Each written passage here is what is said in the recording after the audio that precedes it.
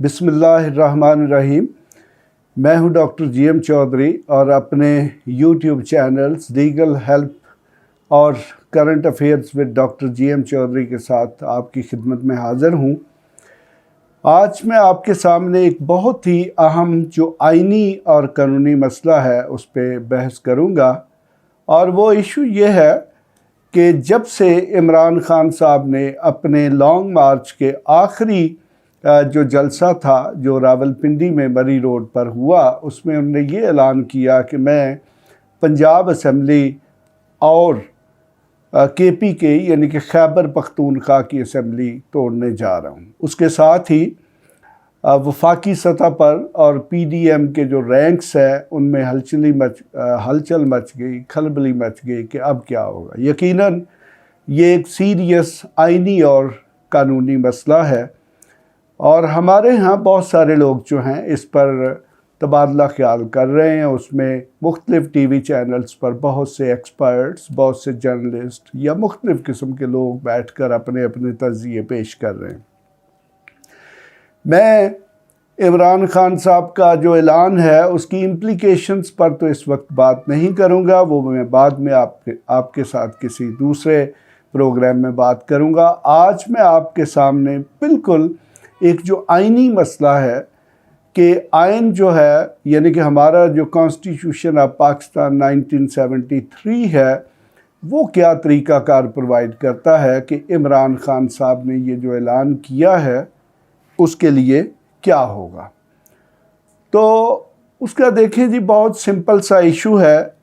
हमारे आइन में दो प्रोविजंस हैं जो इस चीज़ को डील करती हैं कि किस वक्त प्राइम मिनिस्टर जो है वो असेंबली को डिज़ोल्व कर सकता है।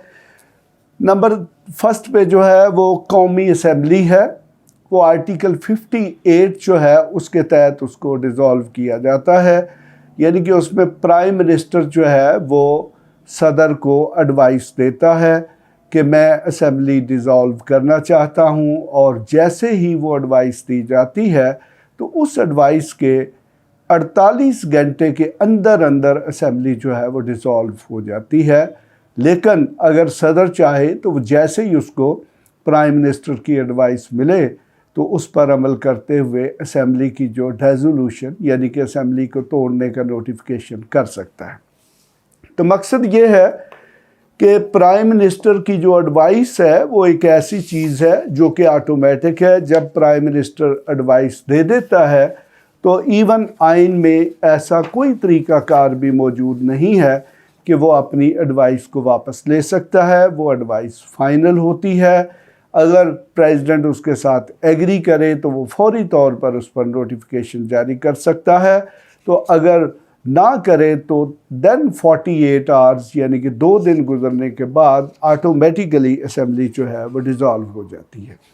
अब सवाल ये पैदा होता है कि इमरान खान साहब जो कि प्राइम मिनिस्टर नहीं है, तो यकीनन इमरान खान साहब ने ना ही कौमी असेंबली के बाद मुतल्लक बात की है, उन्होंने बात की है सूबाई असेंबलियों के मुतल्लक। अब ये बड़ी इत्तेफाक की बात है कि सूबाई असेंबलियों में दोनों गवर्नर जो है वो पीडीएम के हैं, यानी कि वो चूँकि गवर्नर जो है वो वफाकी हुकूमत का नुमाइंदा होता है। तो अब मैं आपको बताता हूँ कि सूबाई असेंबली जो है उसकी रेजोल्यूशन या उसको तोड़ने का तरीक़ाकार क्या है। आइन का जो आर्टिकल 112 है उसमें तरीक़ाकार प्रोवाइड किया गया है। पहले नंबर पे हमारे यहाँ कौमी असेंबली या सूबाई असेंबली जो है उनकी मुद्दत जो है वो 5 साल के लिए है, और वो मुद्दत उस दिन से शुरू होती है जब कौमी असेंबली या सूबाई असेंबली का पहला इजलास मुनक्कद होता है। यानी कि पहले इजलास के साथ ही कौमी असेंबली या सूबाई असेंबली जो है उसकी मुद्दत शुरू हो जाती है, और ठीक जिस दिन 5 साल मुकम्मल होने होते हैं उसने ऑटोमेटिकली डिज़ोल्व हो जाना होता है, और उसके 60 डेज़ के अंदर अंदर जो है वो इलेक्शंस का होना ज़रूरी है। ये कॉन्स्टिट्यूशनल रिक्वायरमेंट है। अब ये तो वो सूरत है कि जब असेंबली अपनी मुद्दत यानी कि 5 साल पूरे करके ख़ुद ब खुद ऑटोमेटिकली डिज़ोल्व होगी। अब सेकंड ऑप्शन चूँकि इमरान खान साहब की यानी कि पीटीआई और उनके जो इत्तेहादी हैं उनकी पंजाब और केपी के यानी कि खैबर पख्तूनख्वा में हुकूमतें हैं। अब यकीनन उनके लिए जो चीफ मिनिस्टर हैं उनको एडवाइस देना पड़ेगी गवर्नर्स को, ताकि वो असेंबली को डिसॉल्व करें। तो अब उसका तरीक़ाकार क्या है? जो आइन का आर्टिकल 112 है उसमें वो तरीक़ाकार दिया गया है। वो तरीक़ाकार बिल्कुल सेम है जो कि कौमी असेंबली के हवाले से प्राइम मिनिस्टर की एडवाइस पर होता है। यानी कि वो तरीक़ाकार क्या है कि जो चीफ मिनिस्टर है वो गवर्नर को एडवाइस भेजेगा कि आप सूबाई असेंबली जो है उसको डिज़ोल्व कर दें, यानी कि उसको आप तहलील कर दें, या आम सादा लफ्ज़ों में आप उसको तोड़ दें। और जैसे ही गवर्नर को वो एडवाइस मिलेगी तो गवर्नर चाहे तो फौरी तौर पर जो असेंबली है यानी कि मुतल्लिका जो सूबाई असेंबली है उसके रेजोल्यूशन, तहलील या तोड़ने का नोटिफिकेशन जारी करवा सकता है। और दूसरी सूरत ये है कि अगर गवर्नर फ़र्ज़ करे कि उस पर नोटिफिकेशन जारी नहीं करवाता, उस पर अमल दरामद नहीं करता, तो फिर वही प्रोविज़न जो कि कौमी असेंबली के हवाले से है वो ऑपरेटिव हो जाएगी। यानी कि 48 आवर्स जो हैं उसके बाद ऑटोमेटिकली वो असेंबली जो है वो तहलील हो जाएगी। यानी कि दूसरे लफ्ज़ों में ये है कि जैसे ही चीफ मिनिस्टर की एडवाइस जो है वो दी जाएगी उसके ठीक 48 आवर्स यानी कि 2 दिन के अंदर अंदर वो सूबाई असेंबली जो है वो डिसॉल्व हो जाएगी। यानी कि अगर तो गवर्नर चाहेगा तो जैसे ही उसको एडवाइस मौसूल होगी तो उस पर किसी वक्त भी अमल दरामद कर सकता है।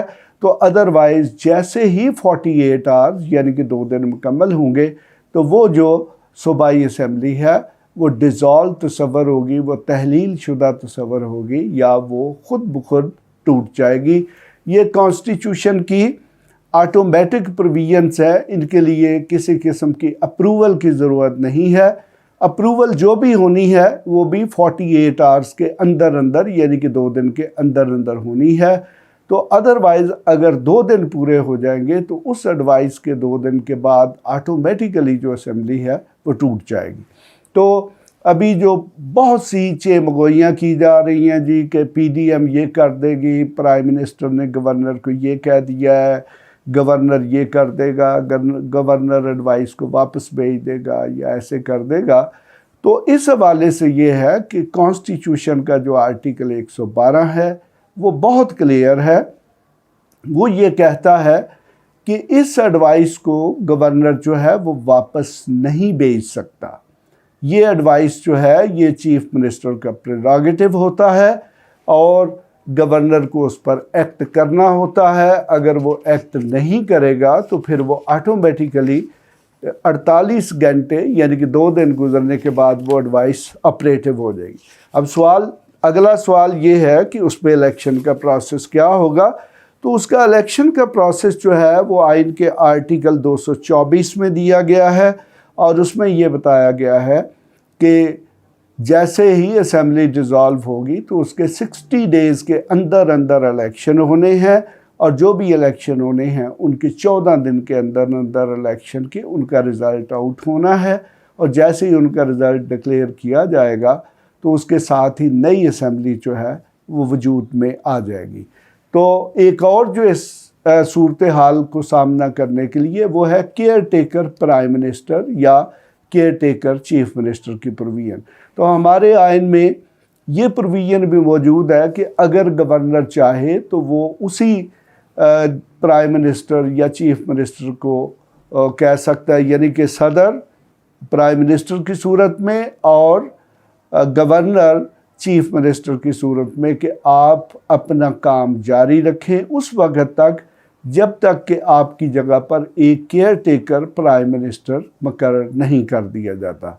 चूँकि ये जो हमारी 18th अमेंडमेंट थी उसके तहत ये जो केयर टेकर प्राइम मिनिस्टर है उसका इंतखाब जो है वो लीडर ऑफ द हाउस और लीडर ऑफ अपोजिशन जो है, यानी कि आउट गोइंग असेंबली में जो भी प्राइम मिनिस्टर या लीडर ऑफ द अपोजिशन या फिर सूबाई असेंबली में जो चीफ मिनिस्टर और लीडर ऑफ द अपोजिशन है उनके मशवरे से प्राइम मिनिस्टर या वज़ीर आला का केयर टेकर वज़ीर आला का तकर्रर होना है, जो कि वो इलेक्शन के प्रोसेस और इलेक्शन के प्रोसेस की निगरानी करेगा और इलेक्शन के पीरियड के दौरान डे टू डे जो फंक्शंस हैं उनको सरअंजाम देगा। यकीनन आपके सामने जो मैंने बातें की हैं ये आपके लिए काफ़ी मुफीद होंगी और आपके इल्म में भी इजाफ़ा हुआ होगा।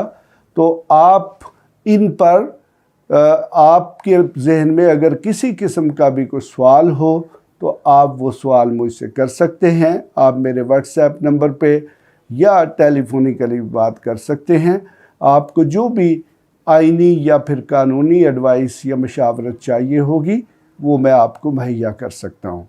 इसके साथ ही मैं आपसे इजाज़त चाहूँगा, आप मेरे चैनल को सब्सक्राइब कर लें ताकि आपको लेटेस्ट जो कानूनी और आइनी अमूर हैं उन पर मेरे तज्ज़िये मिलते रहें। Thank you very much. खुदा हाफिज़।